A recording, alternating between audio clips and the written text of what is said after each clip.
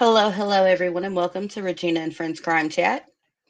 Tonight, we're going to talk about something very serious. Um,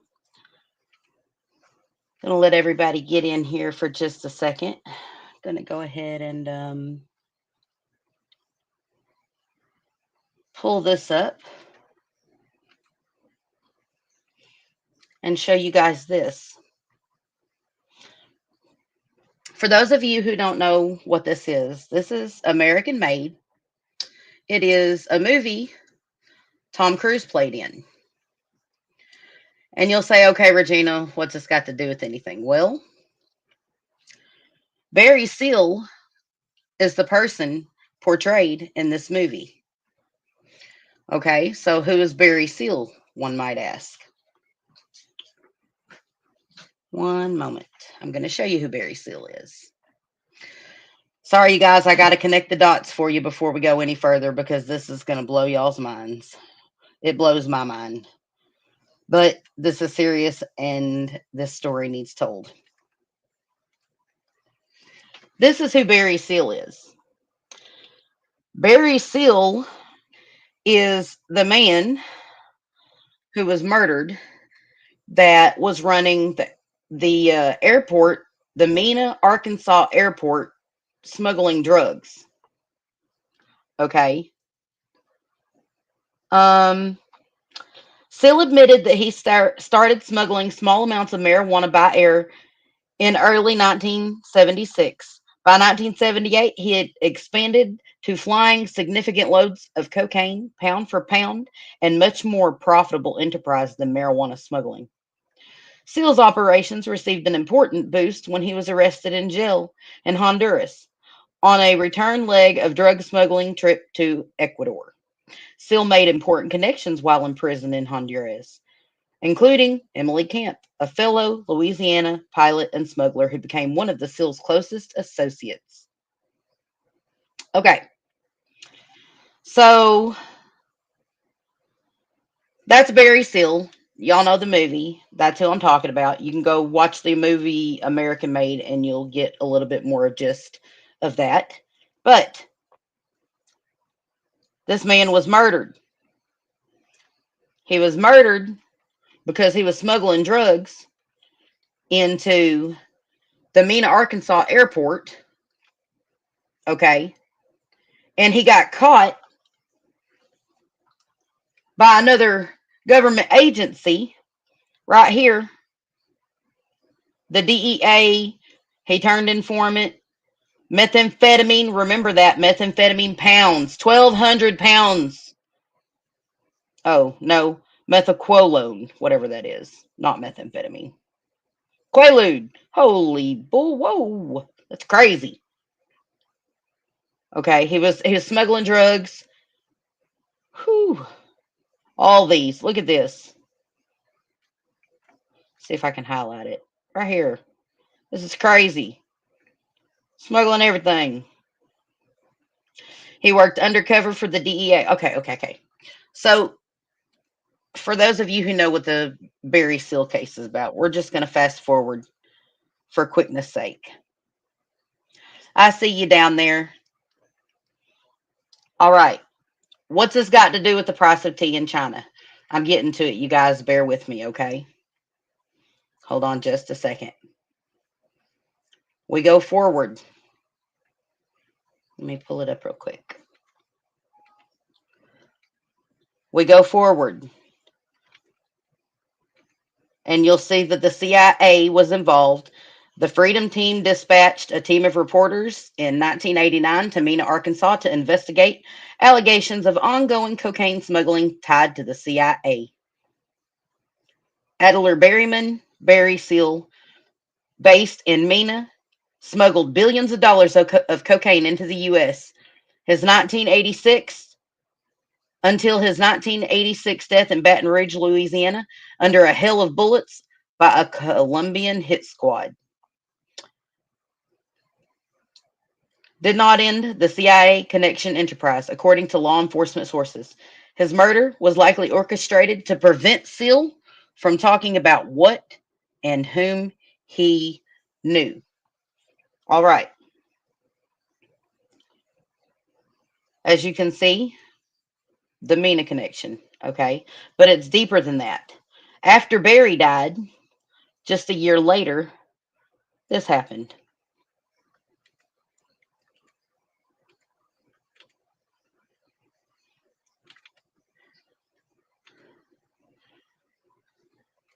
What might you say is this? This is where Jay Campbell, the sheriff, who had been the sheriff of Mena, Arkansas for a while, was arrested for the murders. Hold on just a second. Of Kevin Ives and Don Henry. Okay. Ives' mother fought tooth and nail just to prove that her son's death was not a cover up. As a matter of fact, let me pull up her own ID page on Sheriff Campbell and her son's death.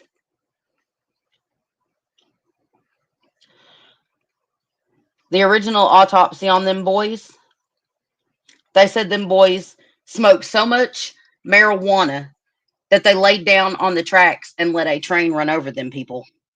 That is what the original autopsy said. But his mother, Ives' mother, who fought tooth and nail. Hold on, let me pull up the Wikipedia first and explain this to you.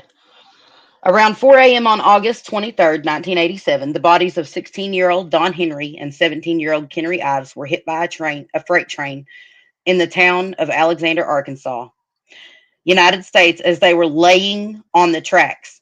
The locomotive engineer engaged the brakes while blowing the horn, but the train could not stop in time and rolled over the bodies. Bodies. The second autopsy revealed that Don Henry had been stabbed in the back and Kevin Ives' skull may have been crushed prior to being ran over. The deaths were initially ruled an accident, the result of the boys in a deep sleep on the tracks while incapacitated due to large amounts of THC. Ha ha. Allegedly present in their blood. By the way, uh, they used a blood test for drugs, the blood strips that are intended to test urine samples. Yeah. And after exhumation, it was ruled that homicide was likely.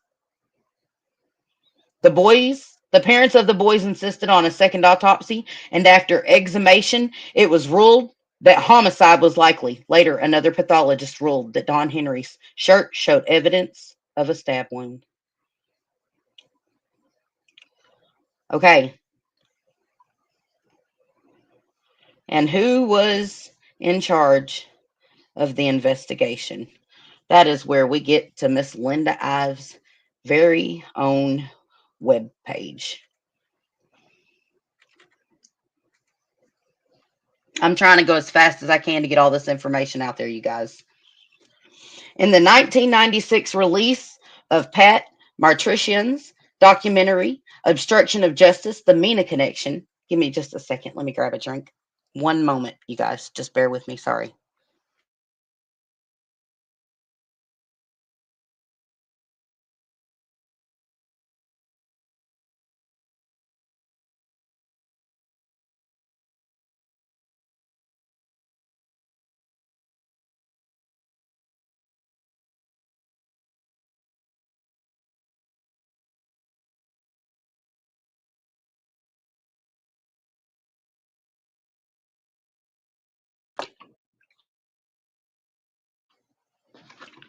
Sorry about that.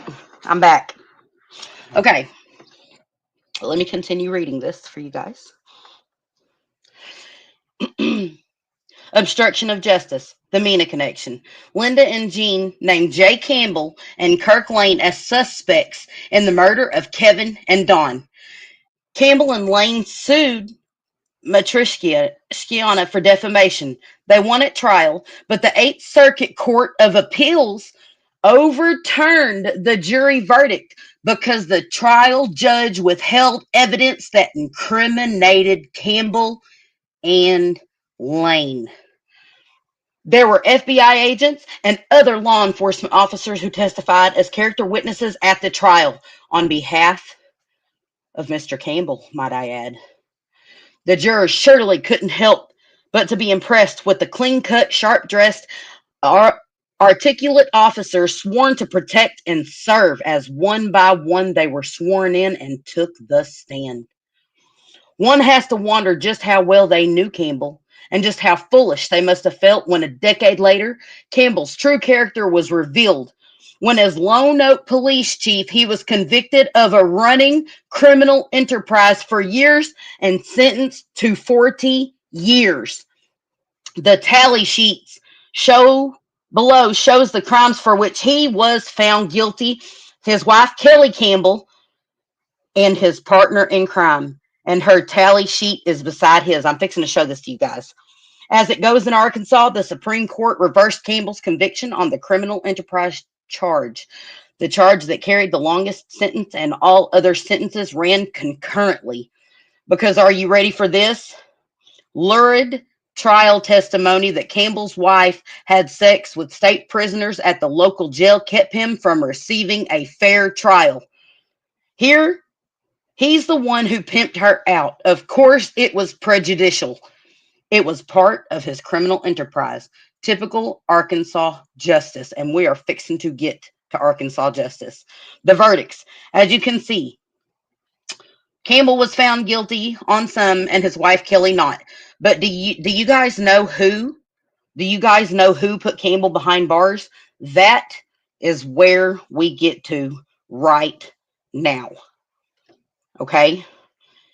Do y'all remember the other day whenever I did the live about Anthony Scott who was missing out of Pocahontas, Arkansas?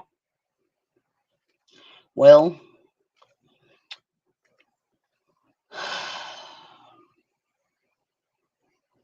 one moment.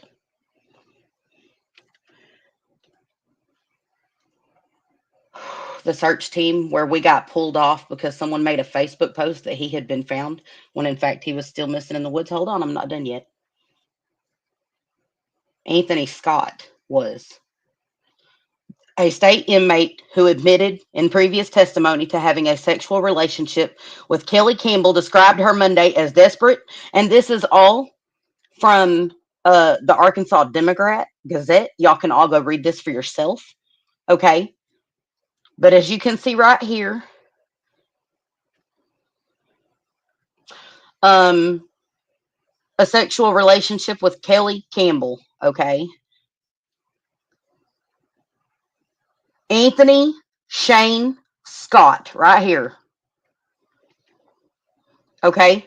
Who is serving a 20-year prison sentence for robbery, took the witness stand for the second time Monday, testifying that Kelly Campbell became increasingly insistent on seeing him every day. He was a whistleblower that got Chief J. Campbell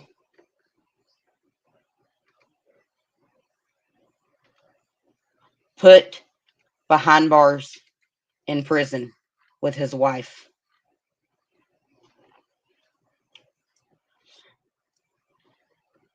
Do you see this? Go read this entire article. I will put the link in chat right now for you guys. Go read this article. Anthony Scott was the one that got Jay Campbell the world a little bit of justice for all of Jay Campbell's involvement in drug rings, and that was proven. That's why Jay Campbell went to prison. Now, are you guys ready to hear this? This is the hard part. I was contacted Wednesday night. I didn't know anything about any of this. I was contacted. I'm sorry, Thursday. I was contacted uh, Thursday night, or it was actually early Friday morning by a friend of the family, and told me that they needed help searching because I'm part of a search and rescue team. They needed help searching for Anthony Shane Scott, and it was suspicious grounds on his disappearance and stuff. Well, let me just let me get to this part and you'll understand first. Anthony left a voicemail to one of his relatives. Anthony, who put this police chief in prison, this police chief, left a voicemail. It was his last voicemail for the world. And I think that the public needs to hear this because I think that after knowing everything I know, that that this might be a cover up. Okay, hold on just a second. Let me where is that so I can edit it? Okay, there we go. I want you guys to hear this. Okay, turn your headphones up. This is the last known phone call of Anthony Shane Scott. Turn volume all the way up. Okay.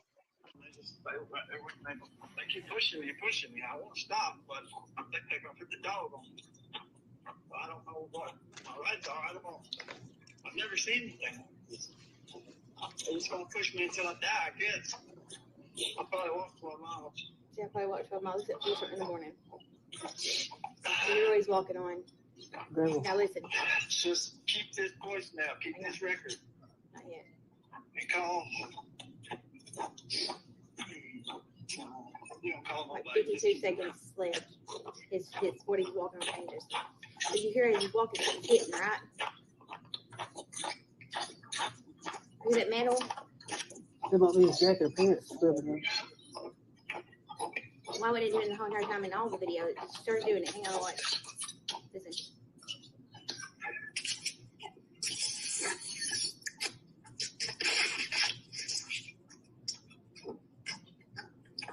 See, he went through something.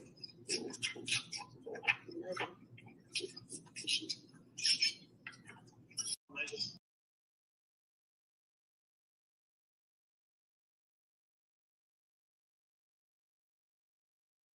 Did you guys hear that? I'm going to play it again from the very beginning. I want you to hear what this man is saying. Because right after law enforcement found out that Anthony Shane Scott left his daughter this voicemail, Randolph County Officer Green reached out or returned the call to KAIT News and said that he was schizophrenic. I have proof of that too. I'm going to play the call again so y'all can hear it one more time. They keep pushing me. I won't stop, but I think they're gonna put the dog on me. I don't know what. All right, I don't know. I've never seen anything. They're just gonna push me until I die, I guess. I'll probably walk 12 miles. Yeah, I probably walk 12 miles at 3 in the morning. You're always walking on. Now listen. Just keep this voice now. Keep this record. Not yet. And call. You don't call Like nobody. 52 seconds left. It's what he's walking on changes. So you hear him walking, he's hitting, right? Is it metal? There might be his jacket or pants. Why would it do it the whole entire time in all the videos? It started doing it. Hang on, watch. Listen.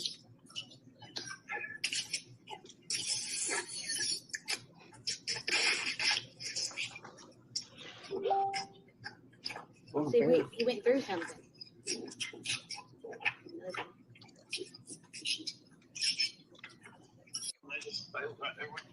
They keep pushing me. I won't stop, but I think.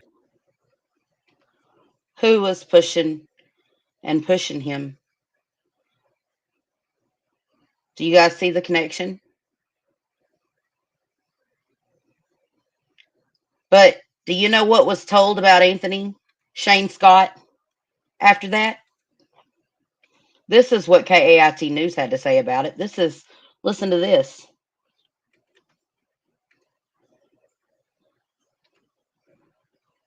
Sheriff's Office needs your help in their search for a man with schizophrenia who has been off his medication. Sheriff Kevin Bell said Anthony Scott has schizophrenia and has been off of his medication. Scott recently called 911 confused and unsure of his location. Bell said Scott's phone pinged in the Pocahontas area, but first responders cannot locate him. If you know where he is, call the Randolph County Sheriff's Office at 870-892-8888. They said he was schizophrenic because they found out about the voicemails he left his daughter.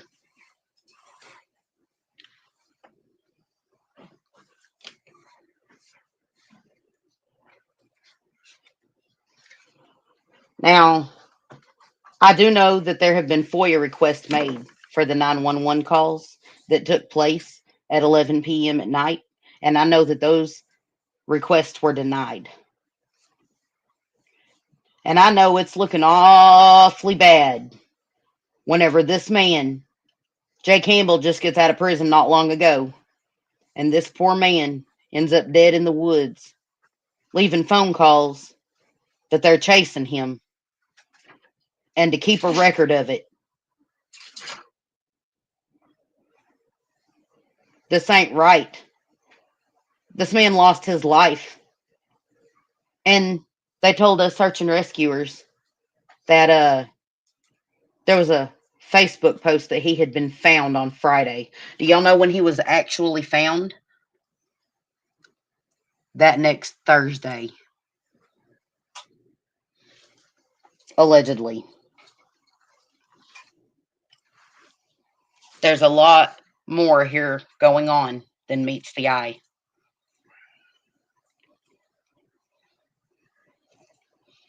Does anyone have any questions?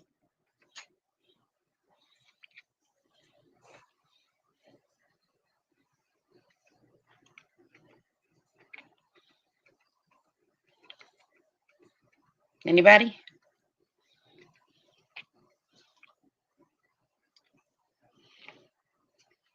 I think it's another Mena connection. I really do. And if y'all will look, let me see if I can find it. I have it pulled up right here. Just a moment.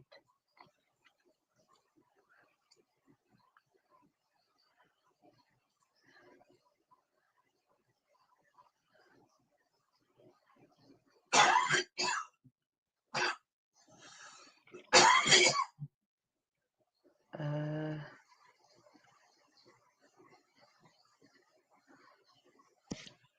I must have closed the window. I apologize. Give me just 1 second to see if I can't find it and pull it up real quick.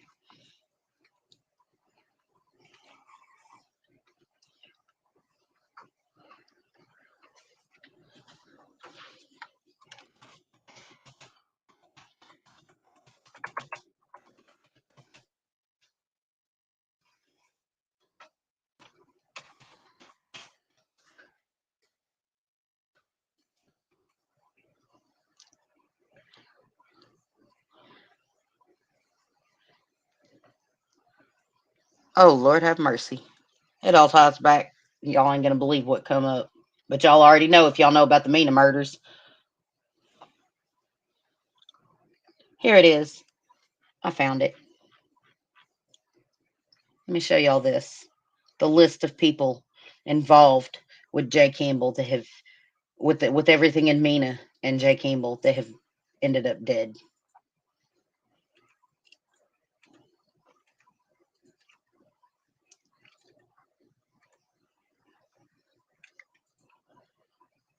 At least 5 witnesses died or disappeared between 1988 and 1990.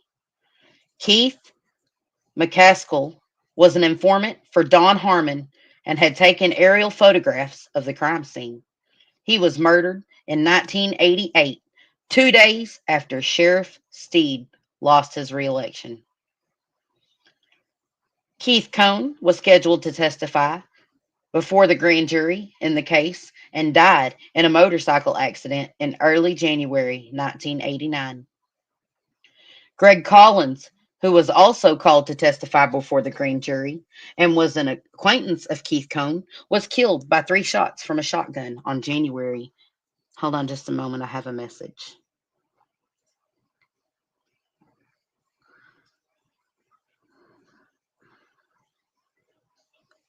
Oh, okay. Keith McCass. Oh, I already read that one. Sorry. I was at Keith Cone was scheduled to testify before the grand jury in the case and died in a motorcycle accident in early January 1989. Greg Collins, who was also called to testify before the grand jury and was an acquaintance of Keith Cone, was killed by 3 shots from a shotgun on January 26, 1989. Daniel Booney Barradin was another witness who disappeared without a trace in March 1989. Jeffrey Edward, whose body was found in a landfill in April 1989, was also linked to the case. Hold on, I'm going to send you another invite. Give me 1 second. I got it already copied and fixing to shoot it to you.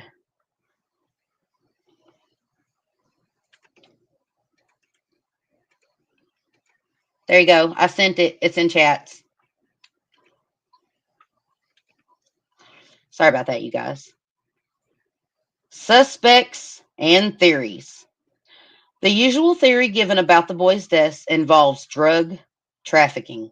The theory is that the boys were murdered after witnessing a drug drop from an airplane. Who drove the airplane? Who flew the airplane? This drug trafficking was linked to the operations of Barry Seal and the Mena Airport in nearby Polk County, Arkansas. The case was profiled on the television program Unsolved Mysteries. The 1994 conspiracy theory movie, The Clinton Chronicles, blamed the cover up of the murders on Bill Clinton, who was governor of Arkansas at the time, who later went on to be president of the United States, and is alleged to have known about the drug trafficking in his state. In 1996, Linda Ives and film producer Patrick Martrisciana released the documentary Obstruction of Justice, The Mena Connection, in which numerous witnesses make allegations against the authorities. Yeah, it's crazy. It's crazy. Absolutely crazy. But I tell you what, uh, hold on. Brandy, I'm messaging you. Hold on.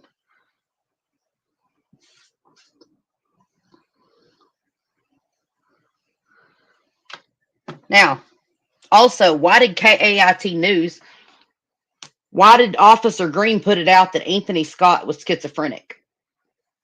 That was never mentioned whenever Anthony Scott was a witness against Jay Campbell. And I'm going to probably say that if someone were schizophrenic, their testimony wouldn't be as much use in getting someone convicted now, would it? Hmm. I wonder if there's any records of Anthony Scott ever being treated for schizophrenia. Because I'm not so sure, after everything I've seen, that that man wasn't 100% telling his story in that phone call. There's a reason. Oh, sorry, my husband's still got a cold, you guys. There is a reason that that man said, keep a record of this. And I believe that. And I think that this might have something to do with revenge and a cover up at this point. Brandy, read your text message.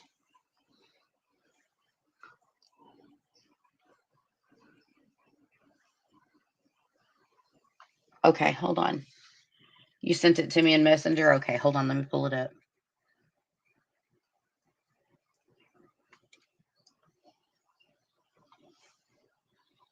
One moment.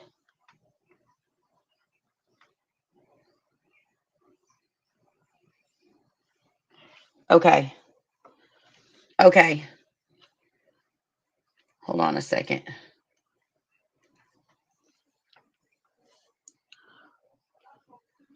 I will.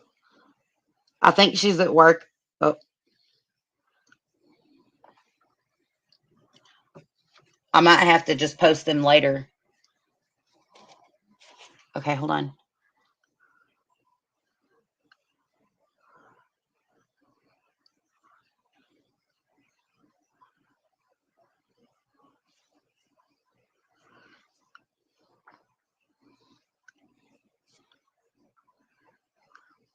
Okay, hold on. I'm doing it.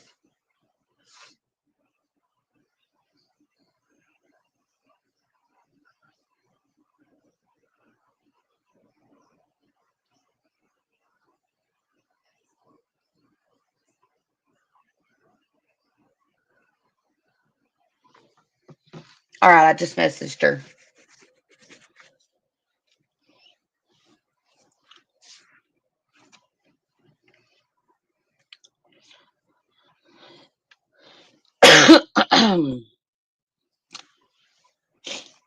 So, as you can see clearly, Jay Campbell was implicated in the Scott in the death of Don Henry and Kevin Ives. The people, as you can see, that's what this. I'm on the Wikipedia page for it, just so everyone knows. As you can see, the witnesses all ended up dead.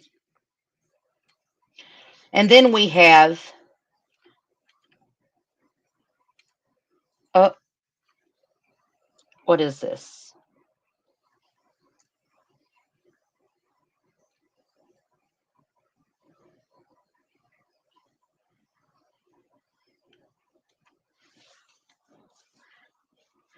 She sent it to me one time in Apple, but I didn't have an Apple at the time, and I don't know what happened to it.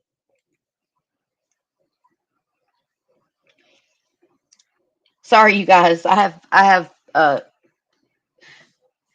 have very good friends of the family backstage with me, so we're talking as I'm doing this live and discussing stuff. So give me a second. Let me pull up my messenger.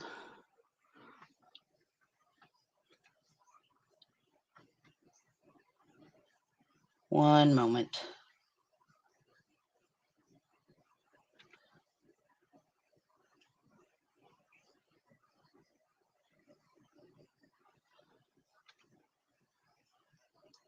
Okay.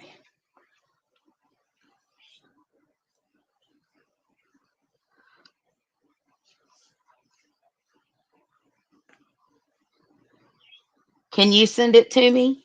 Do you have that one?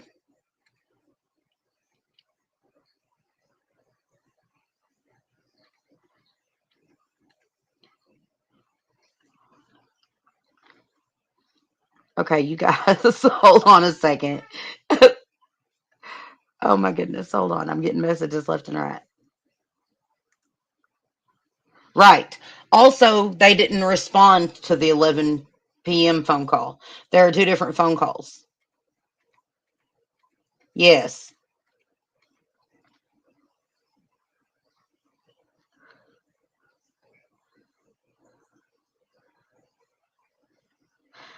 Send the whole voicemail.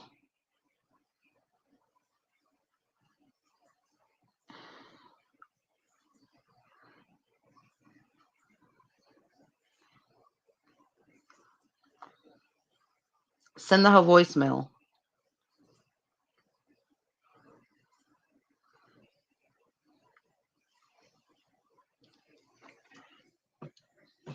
Okay, you guys, hold on a second. Let me see if I can pull up. Look at the button in the private chat real quick, okay.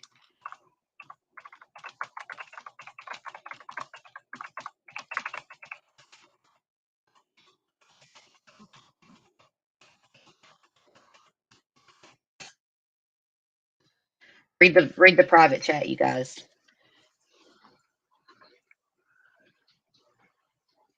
What the? Okay. Okay. All right. I understand that. Holy cow. All right, you guys. Sorry. Sorry. That's the only one I have.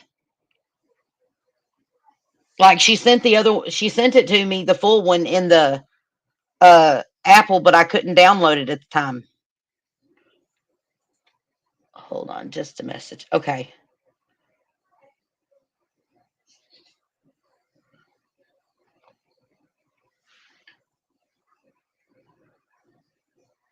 Okay. I understand. I got it. I messaged her. I messaged her. So, what do you guys think that are in here that heard the voicemail? Do y'all think this is something else going on?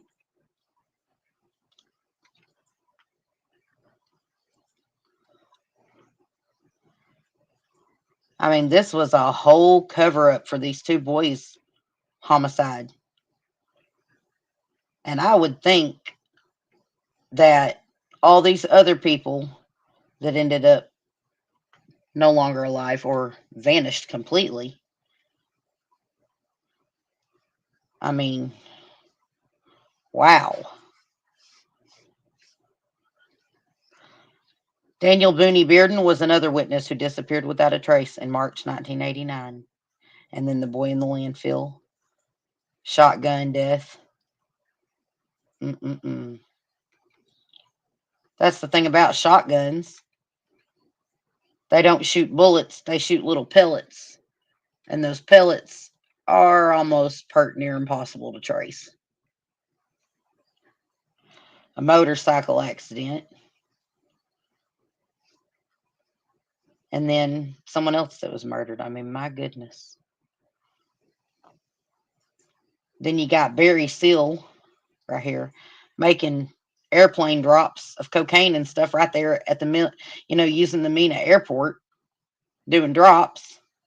You got people coming up, young boys found on the train tracks, people coming up missing, and then the people that's supposed to investigate the boys' homicides, the chief of police and people are involved in the cover up, according to Mr. Ives' mother, to Kevin Ives' mother.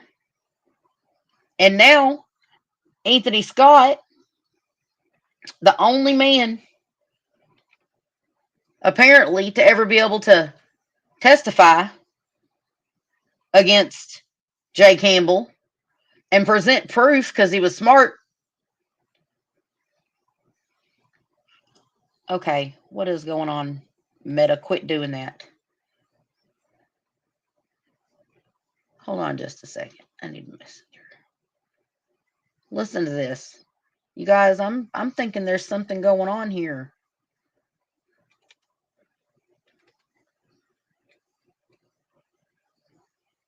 No, I just want my messages. It's all good. Oh wow, now my computer's gonna be weird.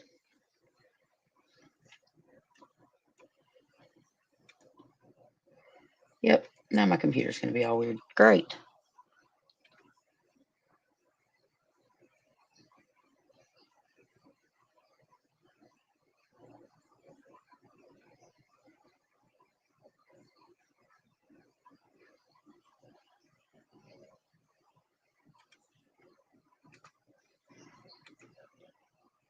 Yeah. Yeah, hold on a second. Here you go. This was a big cover up. Let's see. Yep, this one. Right here. The two bodies were found on this stretch of railroad track about 15 miles southwest of Little Rock. A grand jury ruled that the boys were murdered before the train hit them. He said the two boys were caught by the lawmen. You guys, even the coroner was involved in this cover up. He said the two boys were caught by the lawmen involved and beaten to death. Although Haynes says he didn't participate in killing them, he admits to helping move the bodies onto the train tracks. He said the train engineer that struck the boys said that they were lying motionless on the tracks and made no attempt to avoid being hit. Several of the law enforcement officials named in Haynes' confession went to be arrested and convicted on unrelated drug charges or were themselves murdered. Linda Ives, Kevin's mother, sat next to Haynes throughout the first videotaped confession, which has not been publicly released in full. Full. I said fool, but I meant full. Yeah. So there you have it. That's what I wanted to talk to you guys about tonight because I got to be honest with y'all. Seeing everything I saw and knowing what I know, I don't 100%. I don't 100% feel safe, and I just thought that this information should get out there before anything happened. And I hope that this video stays up. But I don't know who to trust, who to report to. I've reported it to everyone. What what's taking place here? And the messed up part about it is someone that was supposed to be part of our own organization interfered. And I have messages where she talks about how good of a friend she was with the sheriff in charge of the investigation. Um, and she put in our chat that a certain search team was not coming in at all to help search for Anthony while we were actively out there searching. And it turns out that that search team with the dogs were waiting all weekend just to get in. And I will be posting these messages and stuff and everything in parts on my channel. But for now, that's all I can divulge. I thank you guys all for being here tonight and watching this video. And I hope to see you guys again soon. With that said, if you see something, say something. Don't be afraid to speak up.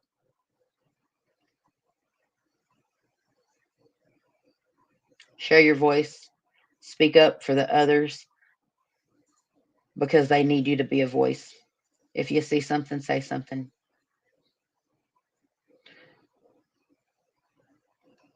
Lock your windows and doors. It's crazy out here in this world, you guys. Be safe. Are you coming up, Brandy? You're up here now. I was fixing to close out. You're up here now. Oh, I kept getting knocked out. Yeah. So what do you think about the phone call, the voicemail? That's wild. Yeah. Wild. Sounds like a man that was scared for his life, I'll tell you that much. Yeah. Doesn't sound like he's very schizophrenic. No, it sounded like he was completely coherent, actually. Sounded Yeah. scared. Yeah. And you know, I knew whenever we first went out there, after what law enforcement had said about him calling 911 and being lost and stuff, and the operator telling him to get a better signal and everything and all that, like, I knew whenever we went out there with the search dogs and that dog took us away from the light instead of toward the light, that there was something wrong. Right. Because if you're lost, you're going to go towards the light, Brandy.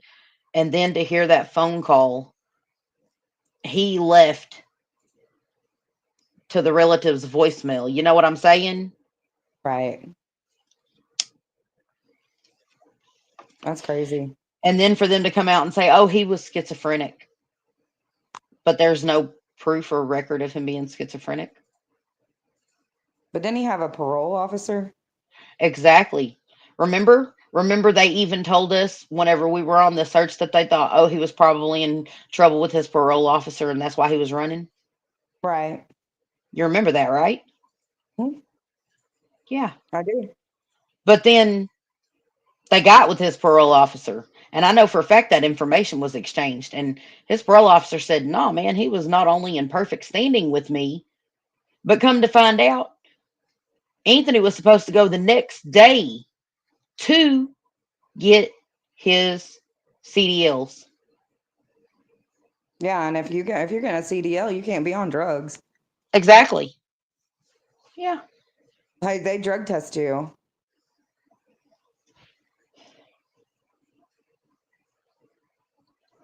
Something don't add up there. Something don't add up. And you know what? Having a parole officer, if he was a diagnosed schizophrenic, his parole officer would test him to make sure that he was taking his medicine like he was supposed to, too. They would check those levels. Did you know that? Yeah. So make it make sense. Why did we I get pulled off of the search over a Facebook post and told, oh, they're messing around with us? This guy, he's already been found. He's somewhere chilling out, hanging low. And everyone, how dare they keep everyone out here searching basically because he's already been found. You remember that? yeah. I remember it very well. And that's why I don't post things on Facebook. And then we have someone, Chief, that was supposed to be part of our own organization, Yep. lie to us and tell us, oh, no, Search Dog South just ain't even coming. And Right. then come to find out, she doesn't know, of course, that we have the messages. Come to find out she's real good friends with the cops there. Then come to find out that she ran out the back door out of Reno, Arkansas, and left almost a half a pound of crystal methamphetamine on the coffee table and ran out the back door and was wanted in Arkansas. But now she's all of a sudden posting all these proofs everywhere that the state of Arkansas just dropped the felony drug charges, intent to Right. deliver, and everything. Those are felonies. Yeah. Not to mention, all the forgery and stuff out of Missouri. Did all that go away? How did all that just go away? And she involves herself in this.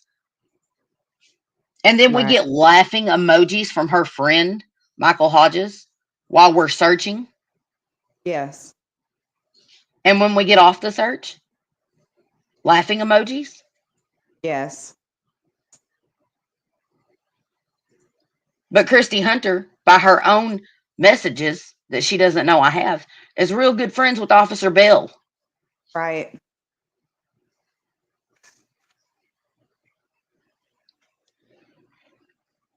And we get And pulled what off the search because of a Facebook post and why did Christy get kicked out of my organization, Regina? because she did contact Search Dog South and tell us that they weren't coming while we were out searching. And Whenever in fact what Search did Dog Miss South was waiting Paulette all weekend and what did Miss just for Paulette say? someone to make that connection. Yeah, Huh? and what did Miss Paulette say? She was waiting all weekend just for someone to make the connection to where she could get a scent item to look for him in his last known location. Right. She called uh Miss Oh, Hines. yeah. She Miss was Hines not the contacted reason. me. She's not the reason that the south of the dogs, dog south, whatever, ended up searching. That would be between me and you making that contact. Well, And it's absolutely. She told us they weren't coming. It wasn't because I got until to talk. Ashley reached out to me and said, hey, I got this Right. dog search team that's been waiting all weekend to get in here to help search, but we can't get the connection made. Right.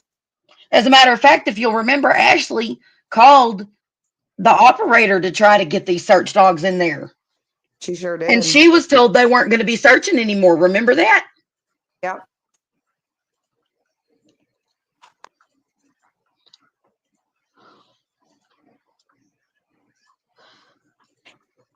And I got to hear Miss Paulette cry on the phone because of incompetence and complete clout by somebody else who thinks they're trying to help a family when all they did was interfere. Yeah, but Brandy, it's really weird for her to interfere and then come to find out in messages that she sent other people that she's real good friends with the sheriff there, huh? Right. Yeah, please make With that the make man that sense. called with the man that I'm called tired of the 911 at lies. 11 o'clock at night and friends and family telling them there was cops outside arguing over who was going to kill him. Yeah. It doesn't make sense. None of No, this does. none of it does.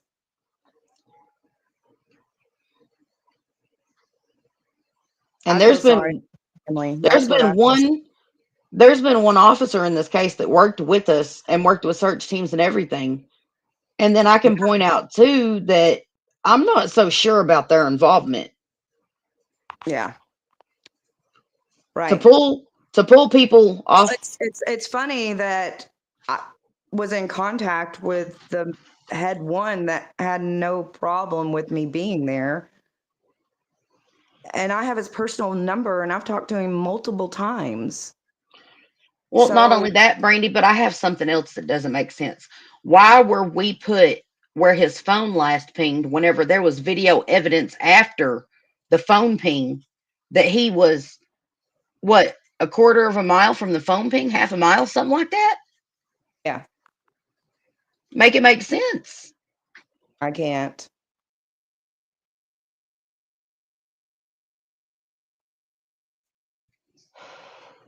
I think there's something else going on here. I ain't going to lie.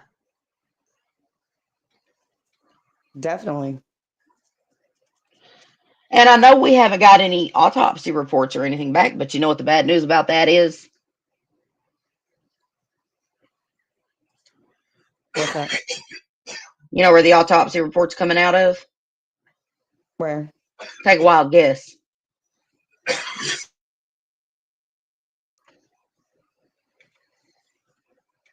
The same state that won't release the first 911 call Oh, Jesus. through FOIA request because they're out here trying to convince us that Anthony Scott was a schizophrenic and ran through the woods and got lost out there, even though at one time apparently he wasn't schizophrenic and was a state's witness against Jay Campbell.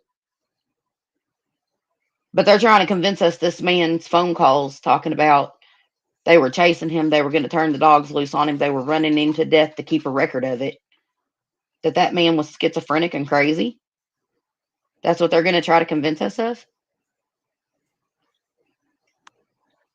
Mm. He didn't I sound mean, like it. He sounded like he was extremely scared and he was running from somebody or something. absolutely. Sounds like he was scared out of his wits, Yeah. but not paranoid nor schizophrenic. No. I had a friend named Kevin that was schizophrenic. He actually accidentally overdosed on his schizophrenia medication on my Oh, birthday. And yeah. I know how schizophrenics behave So and do how I. they act. Clinic And had schizophrenics. yeah, that phone call did not sound like someone having a schizophrenic episode. No. Not in my opinion. And I'm not, don't get me wrong, I'm by no means a trained professional or anything in it. But I mean, I do have experience with a real schizophrenic. Right. Kevin, you know, Brandy, my best friend, he died on my birthday. I go to his grave every year. Right. And Anthony does not sound schizophrenic. That's the whole problem. No. I'm gonna play. I'm gonna play. I'm gonna play it again. Hold on, I just got a messenger. My all my stuff's running slow. Hold on just a second. I don't know why it's running slow.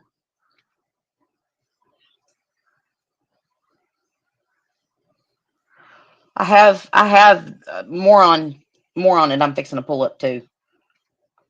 Okay, hold on. Let me pull this up, you guys. I want y'all to hear this. want y'all to hear this.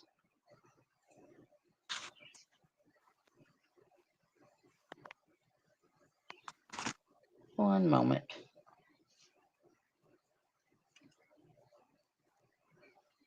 Give me just a second.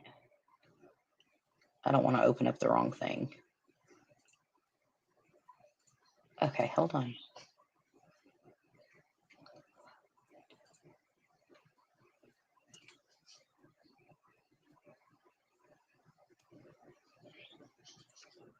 Oh my goodness, that's a lot. Hold on.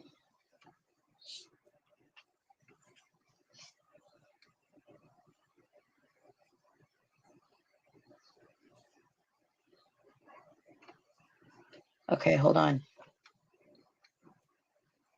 Whoops, I just had them. Hold on.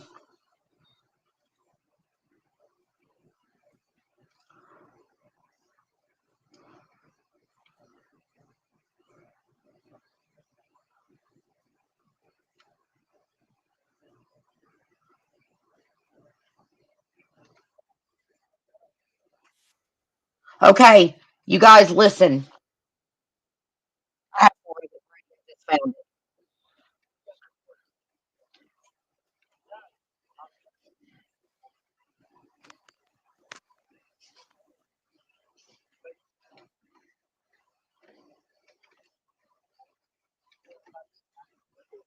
We can't hear it, Regina.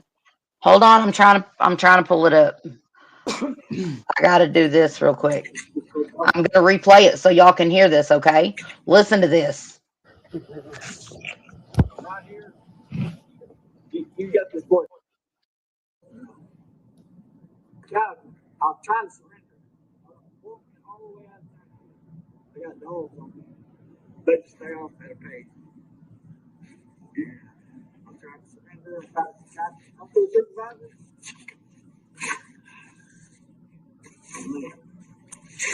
Slow down. It's so dark in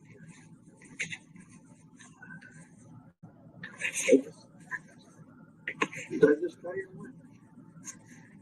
Oh, I love it. They call right now, county sheriff's department. That's to speak to the sheriff. Over here, this is, let the sheriff and the city attorney here, this is voicemail. Vertical check right here. You got this voicemail. God, I'm trying to surrender. I'm walking all the way out there. I got dogs on me. They just stay off at a pace. Yeah. I'm trying to surrender. I'm for the supervisor.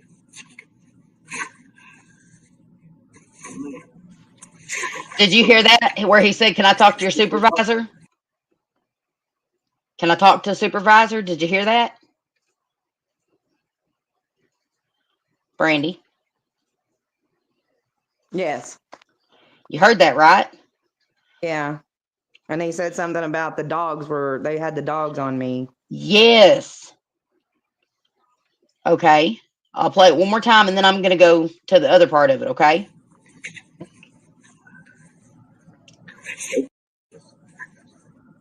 They just stay in with me. Oh, I love it. They call right now, county sheriff's department. That's to speak to the sheriff. Over here, this is, let the sheriff and the city attorney here, this is voicemail.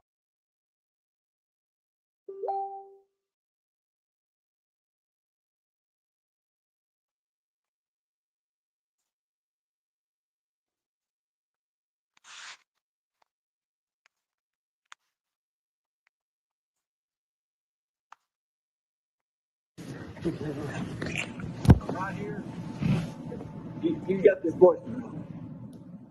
God, I'm trying to surrender. I'm walking all the way out there. I got dogs on me. They just stay off at a pace. Yeah. I'm trying to surrender. I'm for the supervisor.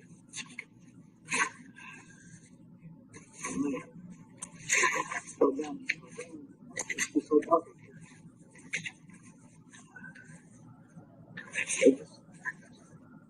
They just stay Okay, in with she just sent them to me. Hold on a second. I'm going to have better ones for you.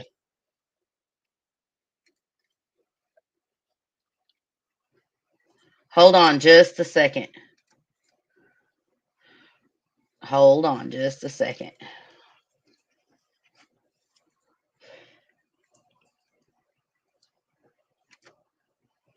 Okay.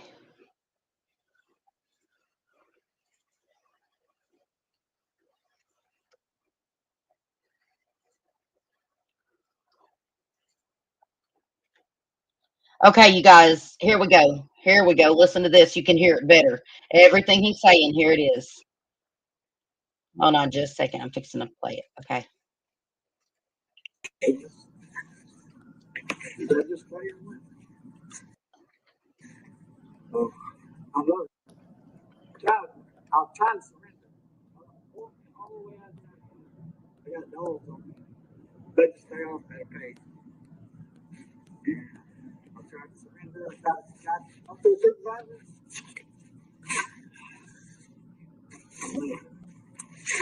So down. It's just so tough here.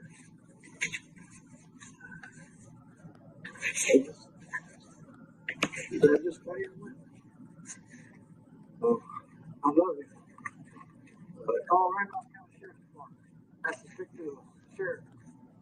Over here, this is look the sheriff and the city attorney here. This is police vertical treasure. God, I'll try to surrender.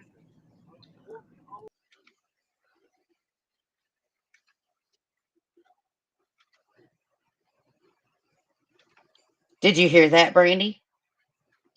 I got dogs on me. I'm just trying to Yeah. keep them off. They're staying at a pace. Yeah. I think cops were. I think something else was going on now after knowing everything I know with the Mena connection, Jay Campbell, all of it. Yeah.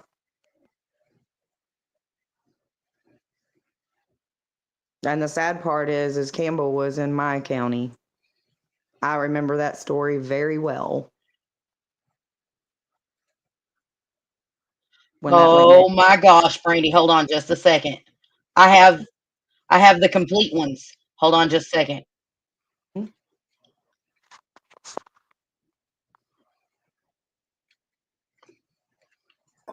Oh my goodness. Hold on. Just keep this Listen. voicemail. Keep this record. Can you hear it? It's me. Yes. I don't make it through this. I love you.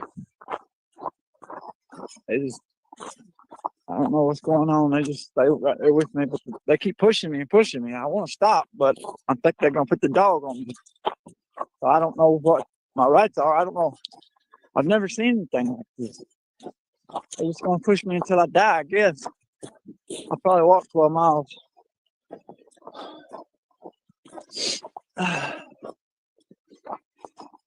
Just keep this voicemail, keep this record, and call.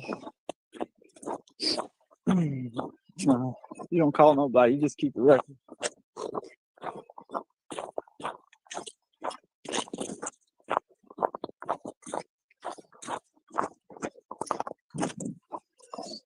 I love you.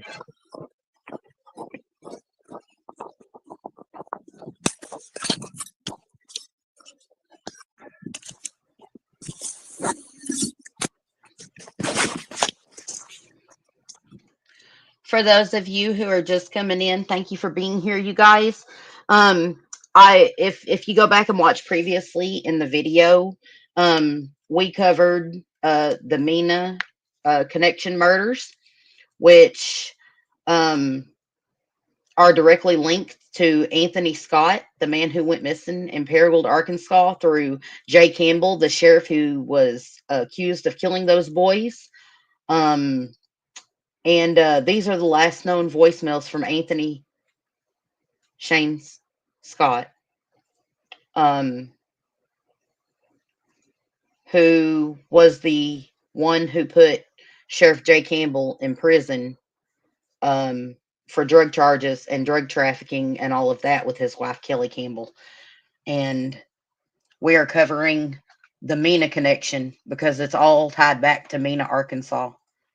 And I got to be honest with you, after hearing all these voicemails and everything, and y'all watch this video in full, you'll understand. I'm not so sure that yes, Davy Jones. Yes, absolutely. Good to see you, Wilby. Absolutely. That case. Yes.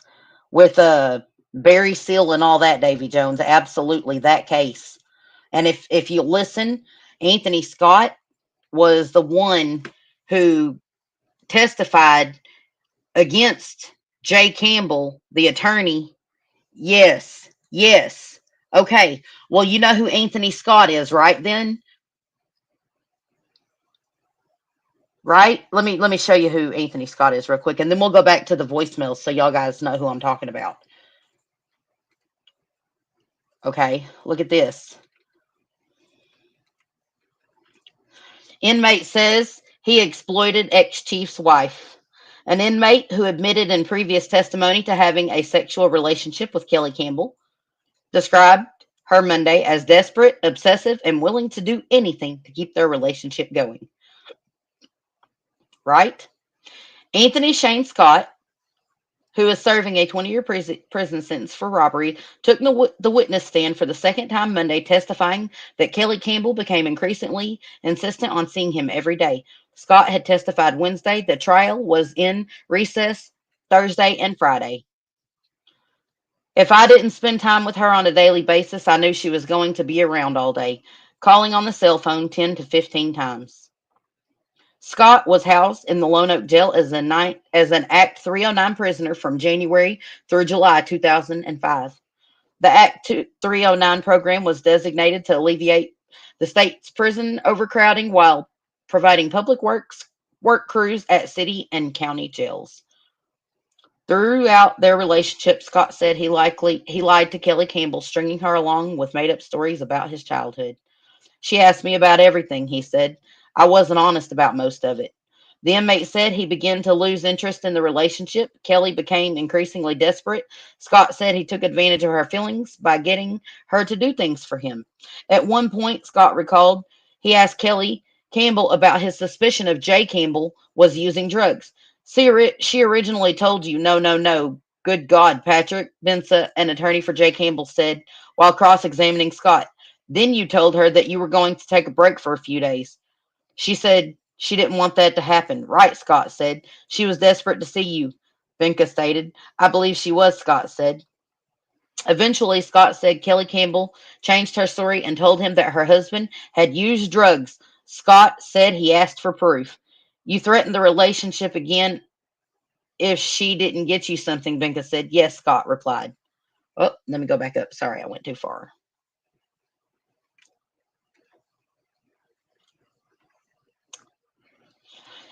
Hampton and Scott examined transcripts of 7 tapes interviews between Scott and various investigators from August 2005 through July 2006. The attorney pointed out that it wasn't until his final interview with Scott made most of his allegations about Kelly Campbell providing him prohibited items such as a cell phone, a urine flask drink to mask evidence of drug use, alcohol, or money. Would you agree with me that from August 2005 through 6 interviews, Mr. McLemore really wanted to know about contraband items being brought into the jail? He wanted to know about drug use, Hampton asked. Yes, Scott said. Anyways, these are transcripts from Anthony Shane Scott that got Jay Campbell connected to the Mena murders, the Mena connection. And then Anthony Scott goes missing out of Randolph County. And listen to this. Yes, I know, Wheeler B. Listen to this. These are the last voicemails Anthony Scott left you guys. Listen.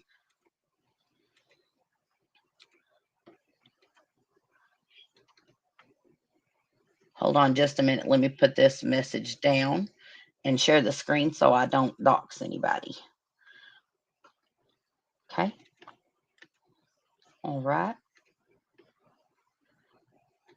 Okay. Listen. Listen to this, you guys.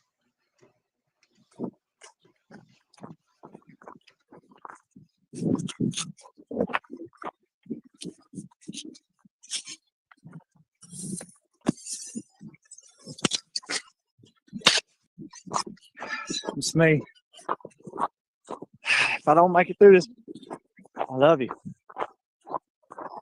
They just, I don't know what's going on. They just stay right there with me, but they keep pushing me and pushing me. I want to stop, but I think they're gonna put the dog on me. So I don't know what my rights are. I don't know. I've never seen anything like this.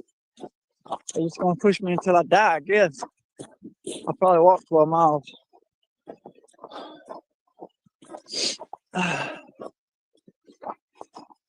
Just keep this voicemail, keep this record, and call.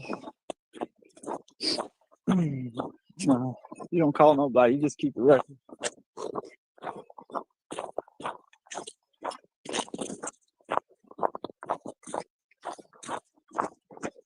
You don't call nobody, just keep a record. I love you.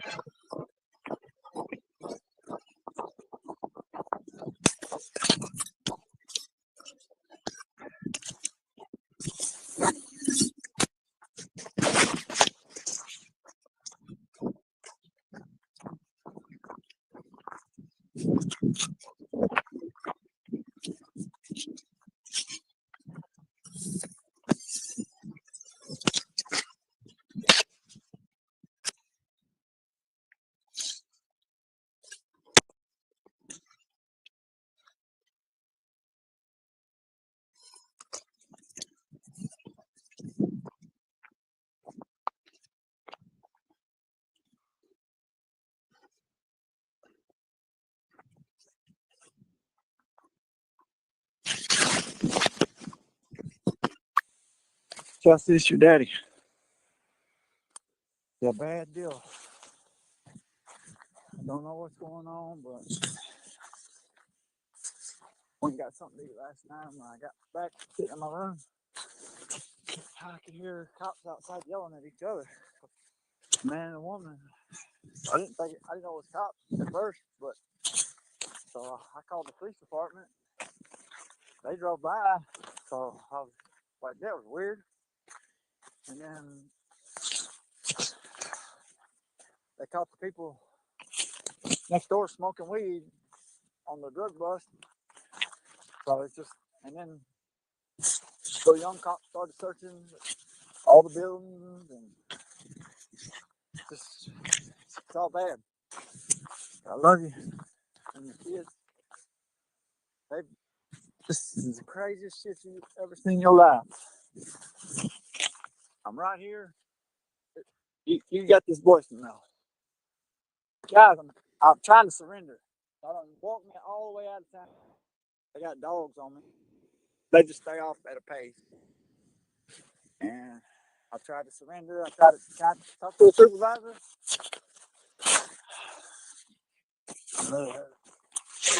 Go down the ravine. It's just so dark out here.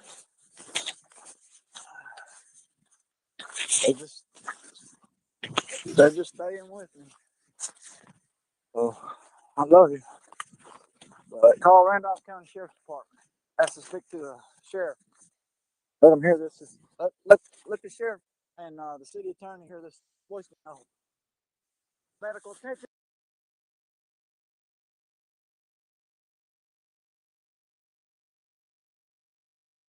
Did you hear that at the last? He said, I need medical attention. He was talking to someone. Are you there? Yeah. And he was literally in the woods where we were searching, Yes, ma'am. in the ravine. Yes, ma'am. Oh my God. And we were pulled off of his search because someone posted on Facebook that he had been found, Brandy. Huh. Come to find out, Oh, he's really the man that put Jay Campbell in prison, connected to the Mena case yeah. and all those murders and all those witnesses' deaths. This is really blowing my mind for real. Mm-hmm. Mine too. Mine too. You guys in chat, what do you guys think? What do you think about these voicemails? And the fact that they tried to push that he was a schizophrenic out to media after law enforcement was made aware of these voicemails. Isn't that a little odd? I have it. I have the KAIT news clip. I showed it, right?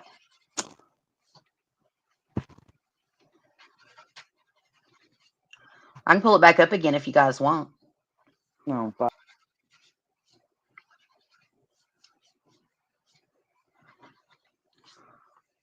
Oh, where'd she go?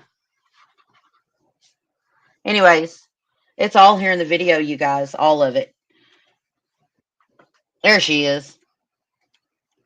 I saw you dip out on me. no, I got knocked out. So I know you did. I was like, dang it again. The reason I wanted to come forward with all this, you guys, is because I ain't gonna lie, I'm kind of scared. I know too much.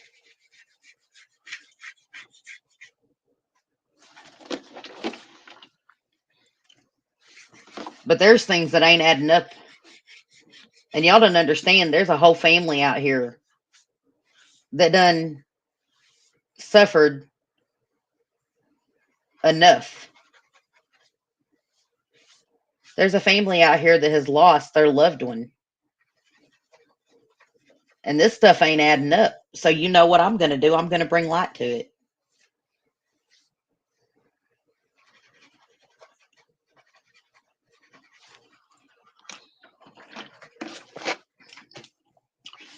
Because, Yeah, it was managed by the CIA, which is scary as all get out.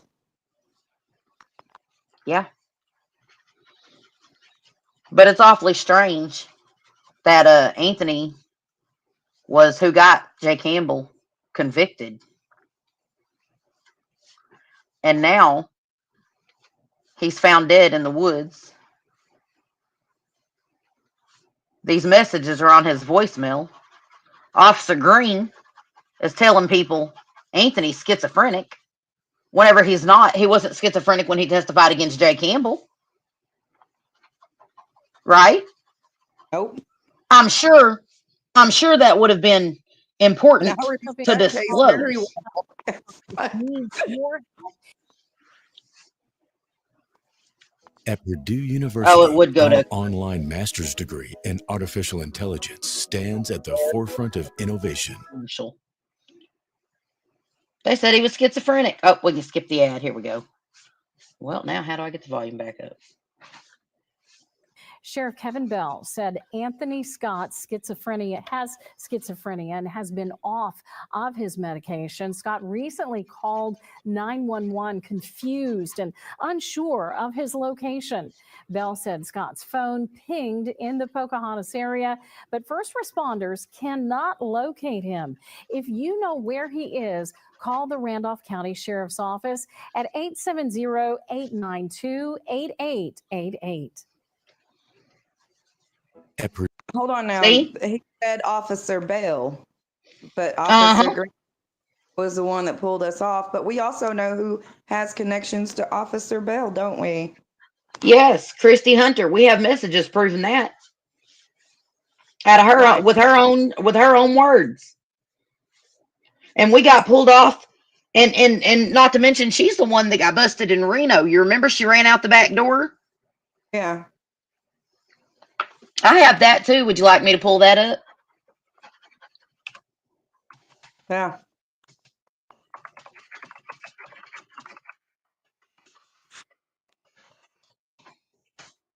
That girl. Hold on just a second. I got that too. 1 second. Let me find it. Let me find it. Um.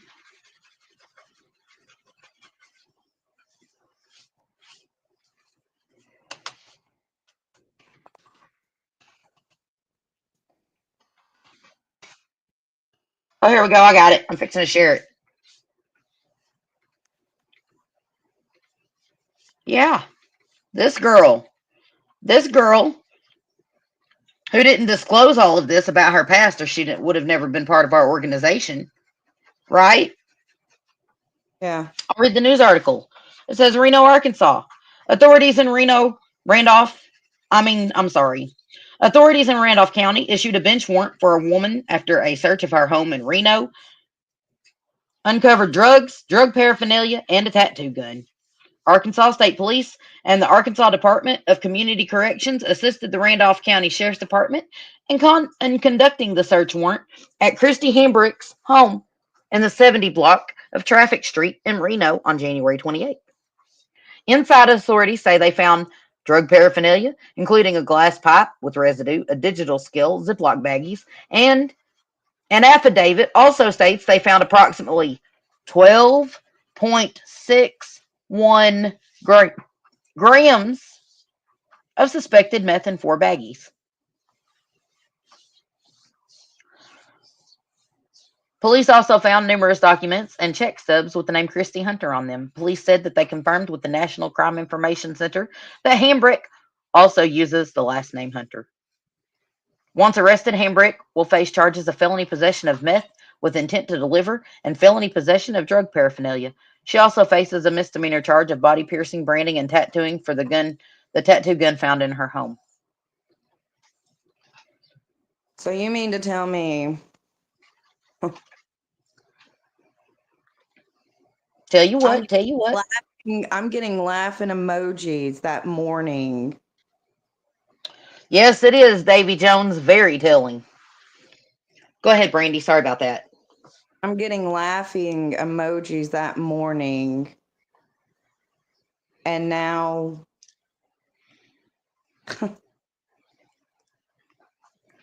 Yeah. she's connected to Officer Bell.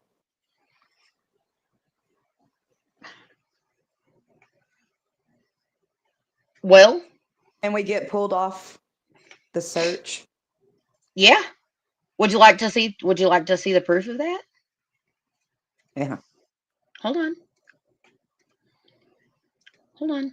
I have it all. Just 1 second.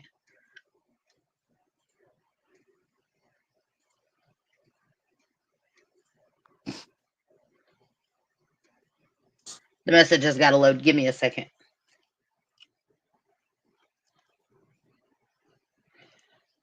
I sent them to you, right? Um Maybe. I don't know. Look in your.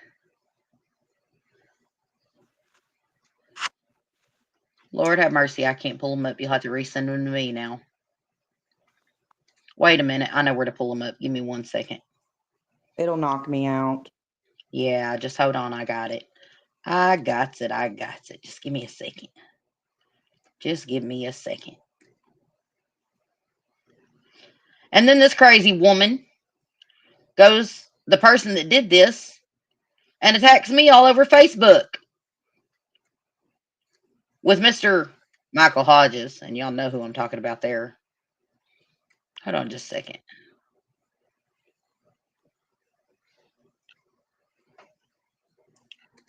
I think this is the message.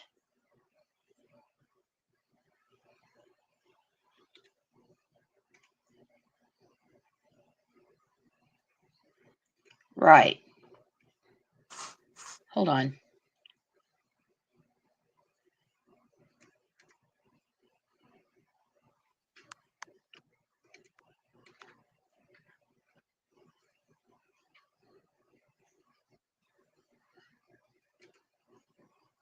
Oops.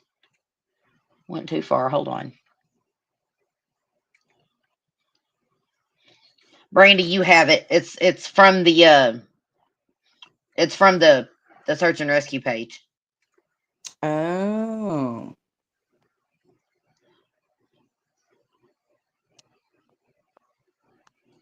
You also have the message where she said Search Dog South wasn't coming on our page. Yeah, I remember seeing that and her being connected to Officer Bell. Yep. So go ahead and pull it up here. I can do it. I'm in the old chat, right? Yeah, it'll knock me out completely. Let me do it. Let me see if I can find it in our old messages. Cause oh my goodness, hold on. Okay. Okay, it's not that one. Wait, you know what? I think I might can. Hold on. Okay.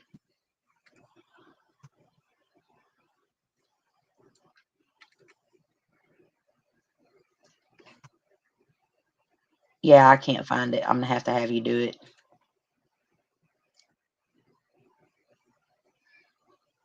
Hold on.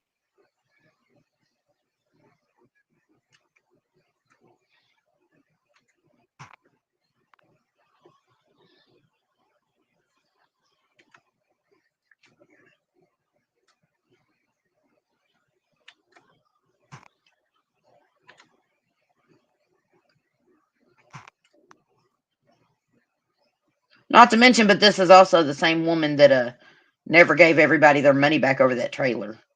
That was a total scam. Trailer Oh, didn't even exist. I know I donated that and never got my money back.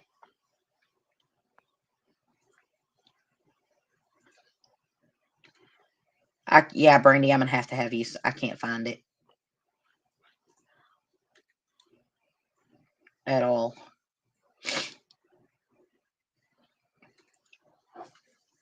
I mean, there's some real serious snaky stuff going on. That coroner allegedly is the same one that did the autopsy on Anthony Shane Scott, so we'll find out. Allegedly. Whoops. Brandy got kicked. Hold on.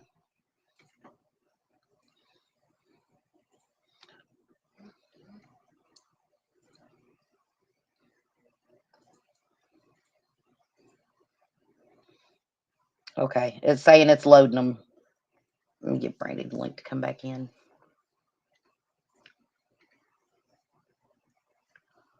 I mean, there's a lot going on. There she is. Hey, I see him where you sent it to me. It says this one's taking a while. It might take a little while longer. Let me refresh my page and see if it helps. oh yeah, the Okay. coroner about the two kids and Mena. I'm fixing to pull that up and we'll talk about it. Yeah. Restore now.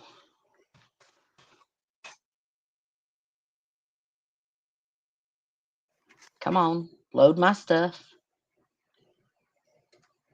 Well, now it says it won't reload. What the crap?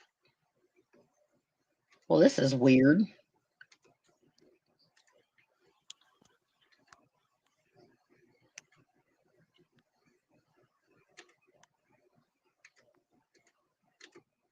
There it goes. It's reloading. Hold on. Let's see if it'll do it now.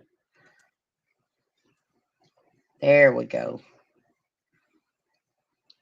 Okay. Okay.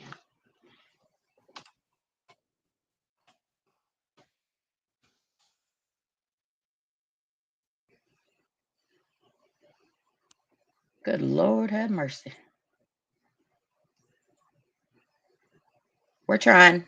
I see him. It's just not letting me click on him yet or anything. There we go. Yeah, look at this.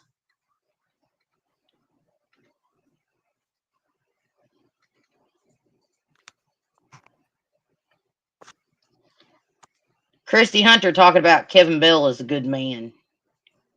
He is really close to the river. This is all of us talking back and forth. Christy Hunter said Search Dog South will come, right? Look at this next. Oh, that's not it. Here we go.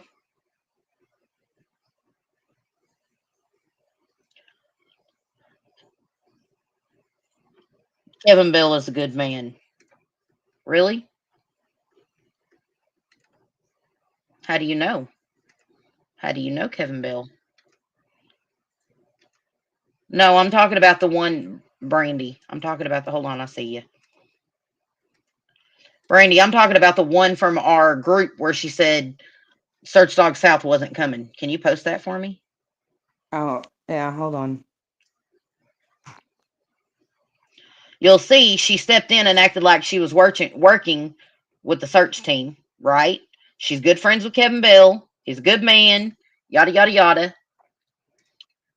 And then we get pulled off the search because someone she knew posted that Anthony had already been found on Friday. Whenever, in fact, we ended up having to go back out there and searching Wednesday for him.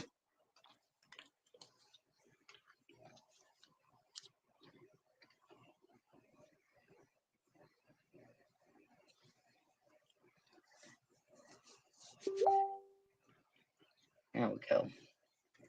Yeah, right here. This right here is exactly why. This message right here.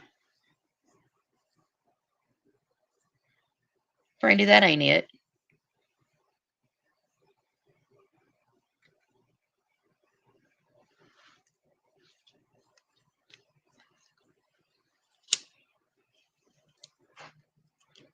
But yeah, I noticed there's the messages from Christy Hunter. Pocahontas is great. That's where I'm from, Reno. The whole family is there. My whole family is there. Oh, and then what do we have here? Christy Hunter. Search Dogs of the South will come. That is awesome. This is while we were actively searching. Look at the time. 10:58 a.m. This is whenever we were driving to Pocahontas to help search for Anthony. And then as she comes back in at 12:37 p.m. while we are still actively searching for Anthony and says, "Dogs of the South will not come. They're 3 hours away.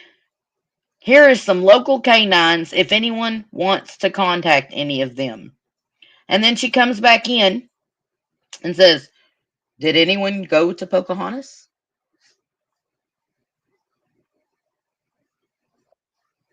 Right? You keep getting booted. Yeah.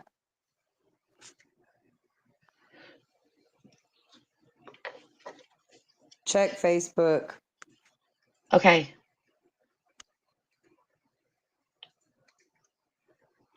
Ooh, I got a video. Hold on, let me see what it is.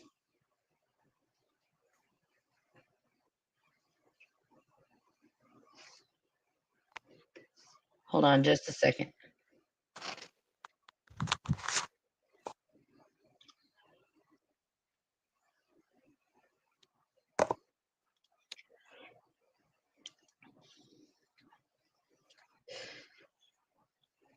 All right, you guys, I'm getting active information involving Scott Anthony Scott case as we speak. Please bear with me, you guys. Okay, I need to hide that and play this. This is family members actively trying to get the connection made to get search teams in there. And what's the contact name? Oh, for Dogs of the South? Right here. I'll give it to you. 901. It's 901 901 481 481 0656. 0656. And who's the person to talk to? What was her name? Pauline, I believe. Pauline. Pauline, Yes, ma'am. Anybody that answers the phone. Pauline. Mm-hmm. It's family run Okay. business. All right, I will send this to our sheriff. Hey, and Sam, my I'm sure. my number.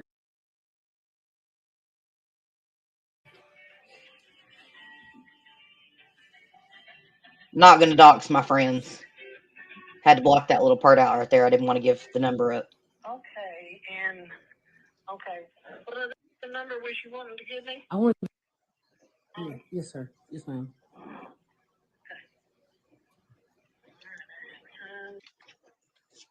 Um, 0527.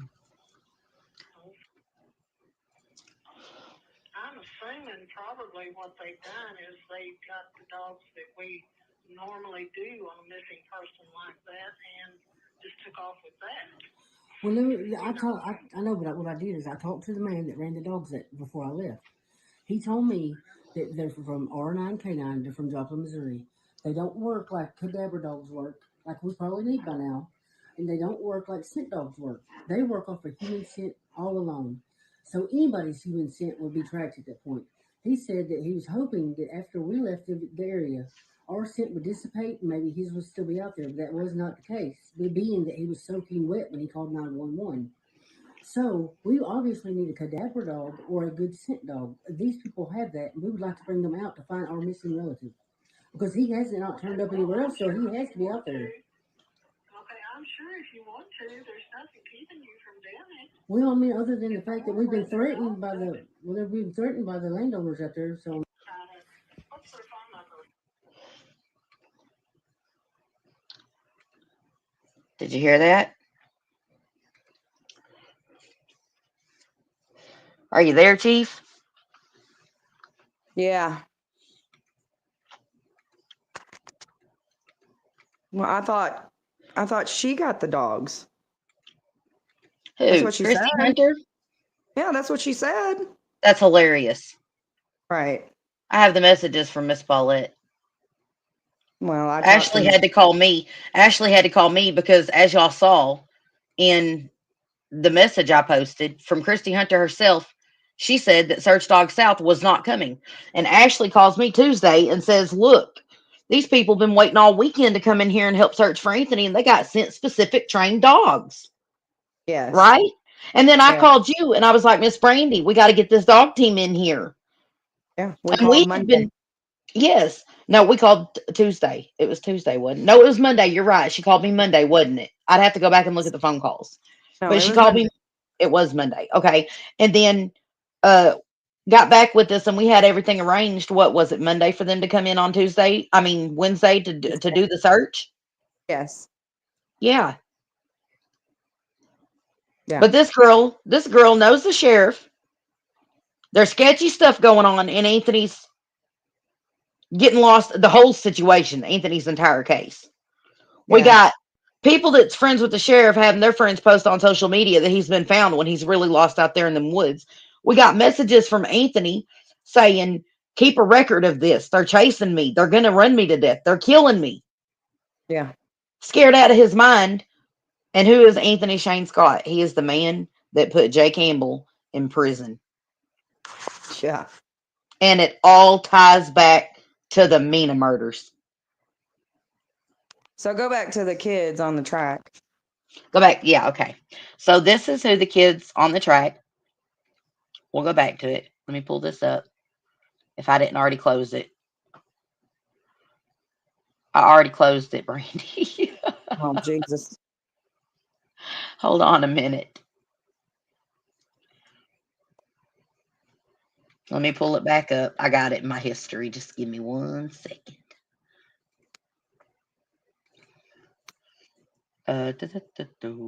Whoa.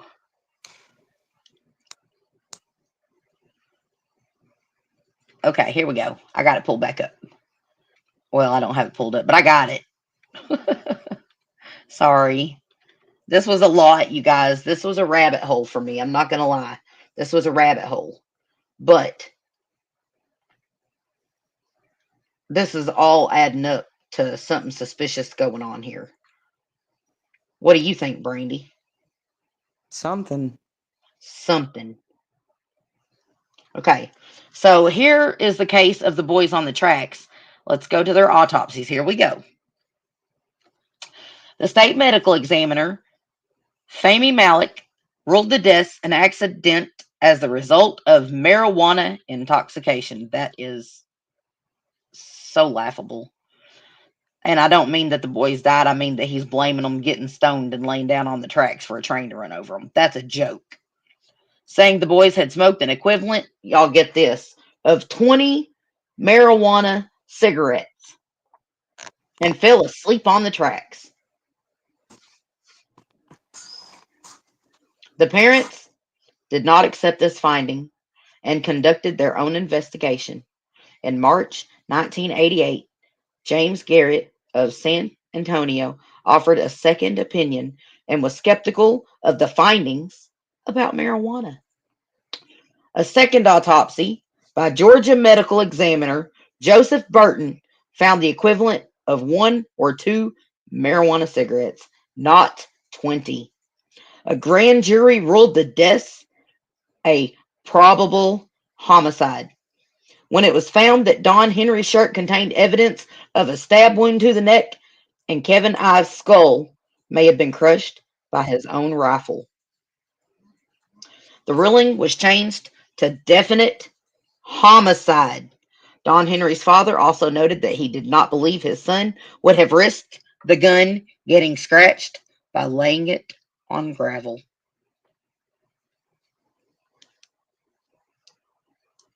Despite pressure from the victims' parents, Saline County Sheriff James H. Steed Jr. refused to investigate the case. In February 1988, Don Hammond, the parents' attorney and Saline County prosecutor, finally reached an agreement with Steed that he would begin an investigation if the parents stopped criticizing him. However, the subsequent investigation was apparently sabotaged, and several witnesses who were to testify before a grand jury were found dead. Sheriff Steed is also said to have lied about where he sent the boys' clothes for examination. He sent them to the Arkansas State Crime Lab and not, as intended, to the Federal Bureau of Investigation. Hammond also soon lost the trust of his parents, as he was also said to have prevented the case from being solved.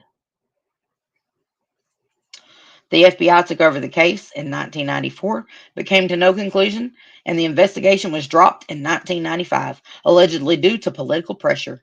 The Arkansas State Police investigation also came to no results. The mother of Kevin Ives, Linda Ives, who worked to solve and investigate the case privately until the end of her life. You guys, she died in 2021 without ever having justice for her son. That woman died without justice.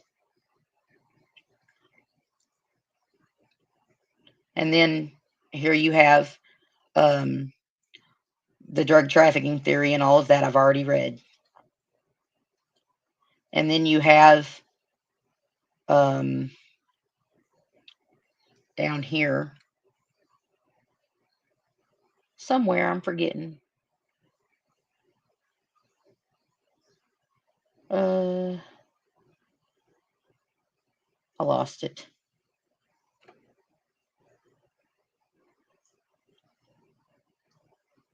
Ooh, you guys want to see a throwback article? Yeah. I don't know if y'all can see this. Let me see if my screen. Yeah, it's sharing. Judge orders agency to review more info. Oh, where did it go? What just happened? Here we go. Judge orders. Hold on. Oh, these poor kids. Look at them. Man, all these families out in this world just trying to get by. And we got cops out here. Oh, my goodness. Oh, my goodness. Okay, hold on. Okay. Okay, hold on. I got more info coming in from friends and family of Shane Scott. Hold on. I got another part of a phone call for you guys to hear. Whew. Let me just minimize this first because I don't want to dox anybody. Okay. Okay, hold on just a second. I have more phone calls. Oh boy, here we go. Okay.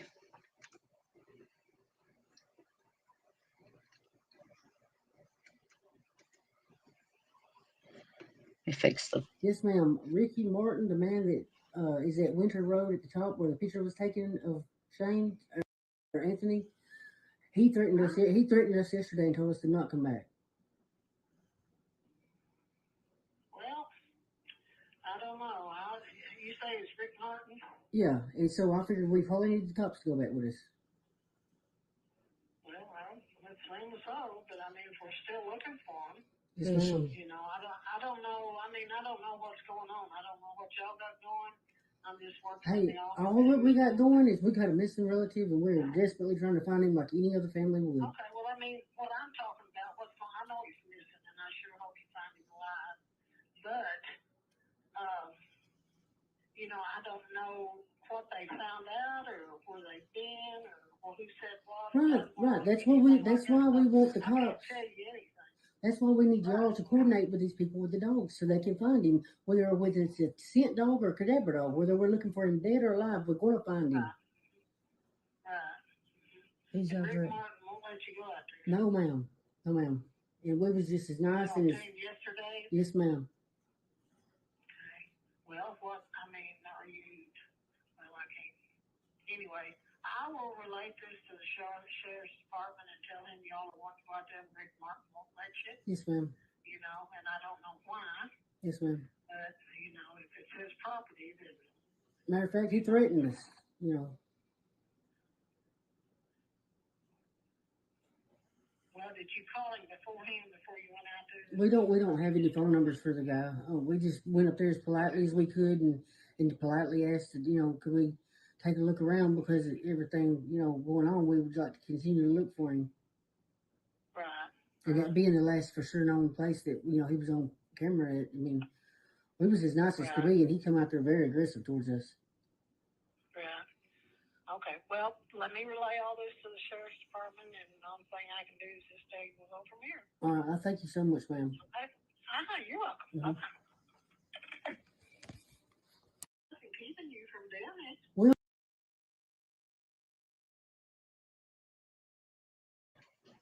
What do you think about that, Brandy?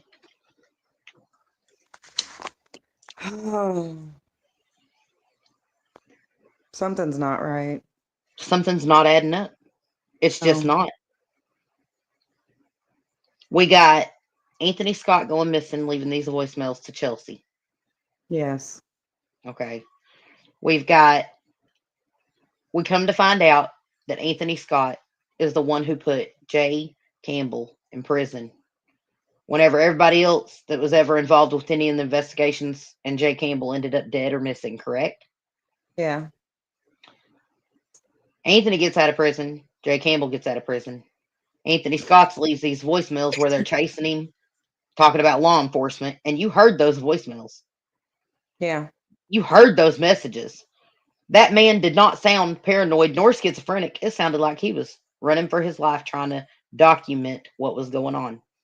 Yeah. That's what it sounded like to me. You could hear it. He was getting it Yeah. on that gravel road. I know exactly where. Yeah. Me too. Walked in that man's footsteps, you know it? Yeah. And he was running in, and this is exactly what I told Officer Weisenbach. I said, Officer Weisenbach, that man was running for his life. He is in these woods, and he needs you to find him. Yeah. And then what happened the very next day after they started off where we had to end our search Wednesday? They found him. They found him. Yeah. Right back there, exactly where I told him he would be, at that shallow bog lake. Yeah. We never found that man's shoes. We never found his phone. We never found any of that on that search. Where is his phone? It's a good question. And then why, after law enforcement found out that these voice messages from Anthony Scott existed, did they go tell everybody that he was schizophrenic? Is it a cover up?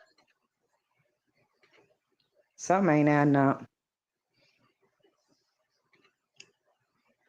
I'm going to play these last known voicemails from Anthony Scott one more time for you guys so you guys can hear them, okay? I'm going to play them one more time.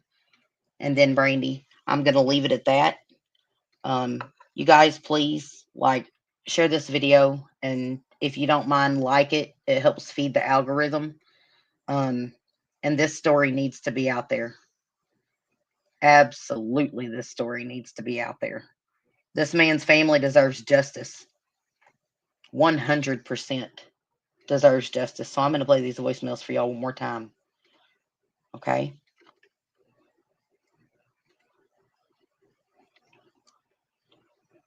Come on. There it goes.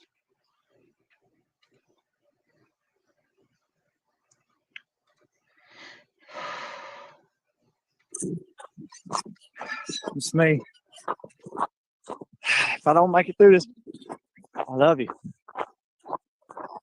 It is I don't know what's going on. They just stay right there with me, but they keep pushing me and pushing me. I want to stop, but I think they're gonna put the dog on me. So I don't know what my rights are. I don't know. I've never seen anything like this. They're just gonna push me until I die, I guess. I'll probably walk 12 miles.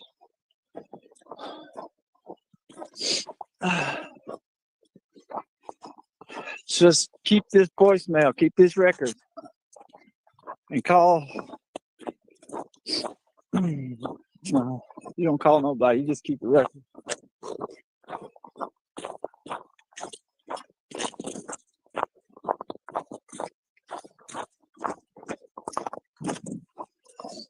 I love you.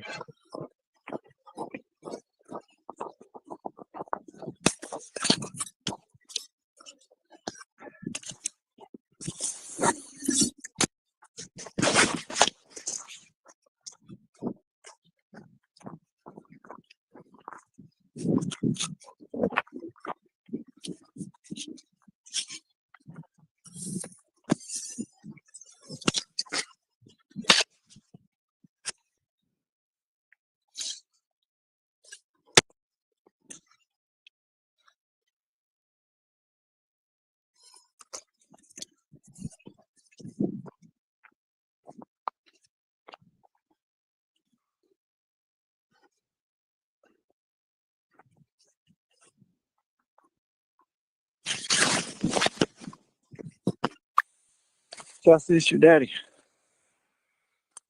It's a bad deal. I don't know what's going on, but we got something to eat last night. When I got back, sitting in my room, I could hear cops outside yelling at each other. Man and woman. I didn't know it was cops at first, but so I called the police department. They drove by, so I was like, that was weird. And then they caught the people next door smoking weed on the drug bust. So it's just, and then the young cops started searching all the buildings, and just, it's all bad. I love you. And the kids, this is the craziest shit you've ever seen in your life. I'm right here. You got this voicemail. Guys, I'm trying to surrender. I don't walk me all the way out of town. They got dogs on me. They just stay off at a pace. And I tried to surrender. I tried to talk to the supervisor.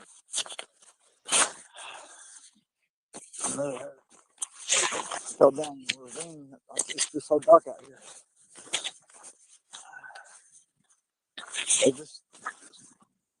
They're just staying with me. Brandy. Oh, I love you. Holy heck. Brandy, What? did you hear that? That sounded like a police radio in the background. Did you hear that? No, can you rewind it, please? Yeah, let me Just this hold your on. daddy. Listen. Yeah, bad deal. I don't know what's going on, but we got something to eat last night. When I got back, sitting in my room, I could hear cops outside yelling at each other. Man and woman. I didn't know it was cops at first, but so I called the police department. They drove by, so I was like, that was weird. And then they caught the people next door smoking weed on the drug bust. So it's just, and then the young cops started searching. Did you hear it right there? That sounded like a police radio. Did you hear it? Let's see if we Yeah. can hear any more. Did you hear that? Yeah.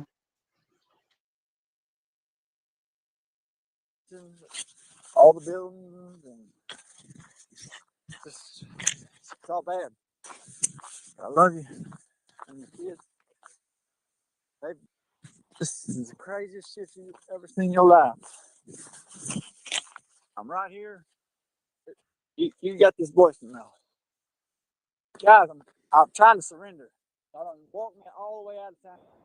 They got dogs on me. They just stay off at a pace. And I tried to surrender. I tried to talk to the supervisor. Uh, fell down the ravine. It's just so dark out here. They just they're just staying with me. Right there. Did you hear that? So I love you. But call Randolph County Sheriff's Department. Ask to speak to the sheriff. I don't Hear know. this.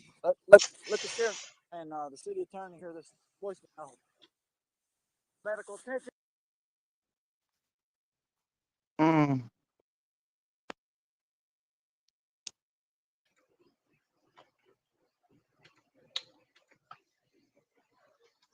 Doesn't add up, does it?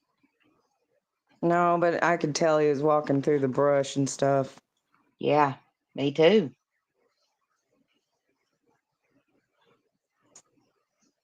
You remember? No, you weren't there that day. No, I wasn't there that day. Whenever we started the search for Anthony Scott on Wednesday with the search dogs, they didn't put us where his last ping was. They put us where he was captured on video camera at the edge of that man's property. Okay. Mm-hmm. And that dog took us back through it was like an old farmhand road that led to a barn. Mm-hmm. And it went all the way through, but it was a really old road. And it led back into the field. And whenever you hear that Yeah. crunching sound, there was little bits of water on that field that would make that ice crunching noise that you're hearing under your feet right there. Oh, okay. And that is where I think those noises were made. Got you. But it's just awfully weird that this all ties back, every bit of it, to Jay Campbell Yeah. with Anthony Scott. Jay Campbell, who Ives' mom said was guilty of her son's death. Right here, Anthony Shane Scott testified against who? Campbell and his Campbell. wife. Yep, sure enough did.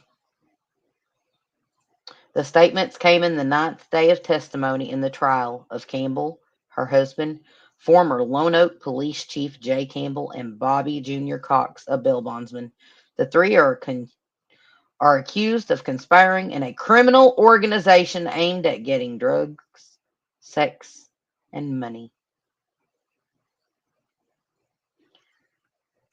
And then he leaves voicemails like that talking about they're after him. And then whenever the cops find out there's these voicemails, they go and tell the media that he's schizophrenic. Brandy, come on. No, no, he He wasn't wasn't schizophrenic. schizophrenic when, yeah, go ahead, finish that statement.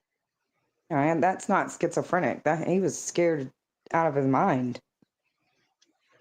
Yeah. Not only And that, but where in any of this testimony against Jay Campbell did they say he was schizophrenic? not one bit. Not one time. So what is it? Mental illness can suddenly appear whenever helps paint a narrative.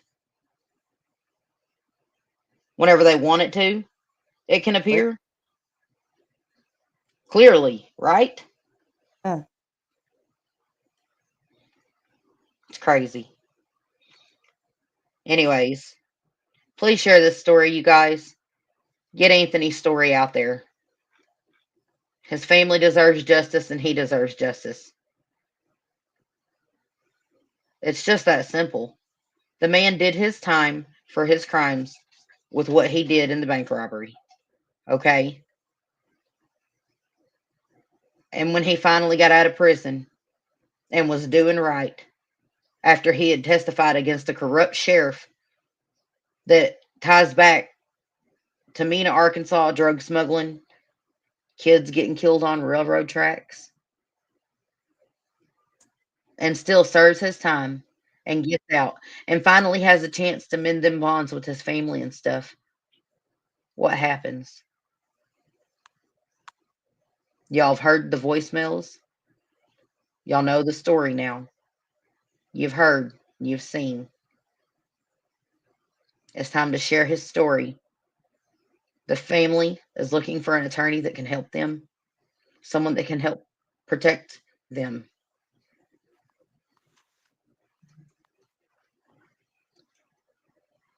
If you know anyone that handles covering corruption, please send them this case. I've been reaching out, but now we've come to light with the voicemails and it needs exposed. So I would please ask, we don't do monetary gain around here. We don't believe in making money off of other people's tragedies. However, I do believe in telling people stories. So if you people would be so kind, all of you in here, to hit that like and subscribe and share this out on social media platforms, I would greatly appreciate it. And I know that the family would as well, and Anthony's friends. I thank you all for being here. Brandy, thank you for being here. You're welcome. Thank you. hmm Um, don't go anywhere just yet, but I'm going to put you down, okay?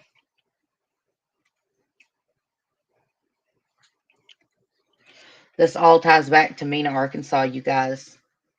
This is serious. It's not a joke. People have lost their lives. Witnesses have been intimidated, disappeared, or went missing for years. There is corruption out here and it needs exposed.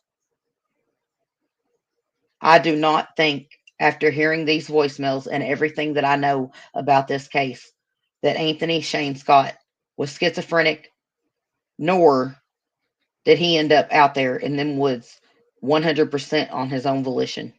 I do not believe that. I've seen too much. I know too much. At this point, I have to sit and wonder if I'm endangering myself even telling this story, to be honest with you all. But at the end of the day, it ain't about me. It's about victims, their families, and their stories, and what small part I can do to try to make this world a better place by helping put an end to corruption and exposing the truth when it matters. I thank you all so much for being here. And as a tribute, as always, to our very own Crystal, whom I love and miss very much, share a smile and save a life. I would like to give a shout out to all of the people out here that have stuck with me and are still inspiring me every day to do the right thing and help others. Hollis, Paige, Miss Brazzy, Low 12, Immortal, all of my friends, and Crystal, you, and those sweet words you always told. Share a smile and save a life, you guys. You never know, the life you save might even just be your own. If you see something, say something. We are the beginning of justice. Reporting is the beginning of justice. Please be a voice for those who don't have a voice. And with that said, lock your windows and doors, you guys. It's crazy out here in this world. Um, be safe and blessings. Thank you for being here. And I'll see you on the next one.